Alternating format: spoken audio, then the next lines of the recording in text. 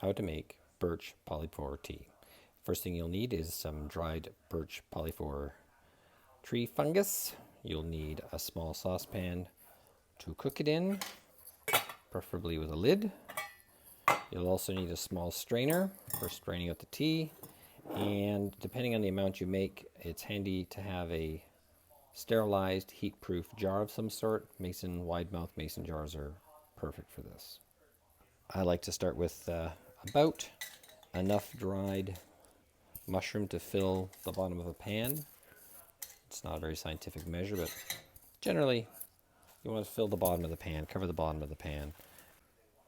Take the mushrooms out of the pot, fill it with water, put it on the stove on high, put a lid on it and wait for it to boil.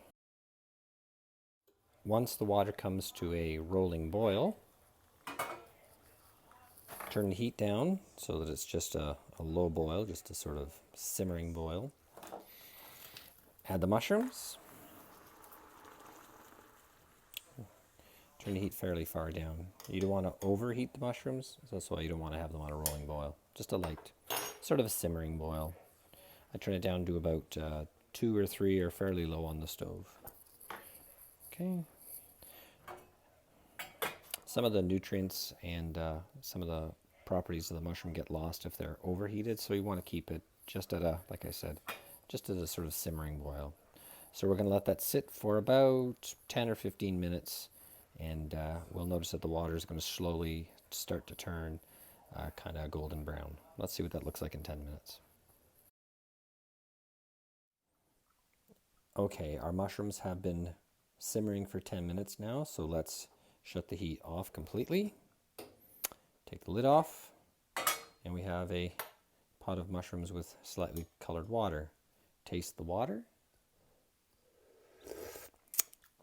And if it's bitter, which that is quite bitter, your tea is ready. Let's take our cup, put a strainer on it, and then just simply pour the water into the cup. Now, I only put the strainer on in case any mushrooms fall out, but they'll, get caught in the strainer.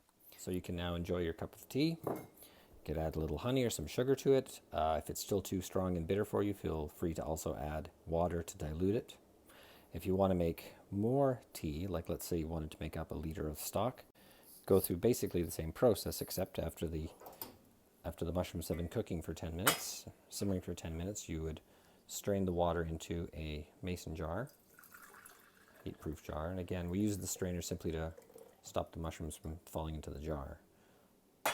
And then you would simply repeat the process of boiling the water, simmering the mushrooms for 10 to 15 minutes, and you'd do this as many times as the mushrooms produce bitter-tasting water, like a bitter-tasting mushroom broth, and you can probably reuse the mushrooms as much as 4, 5, 6 times.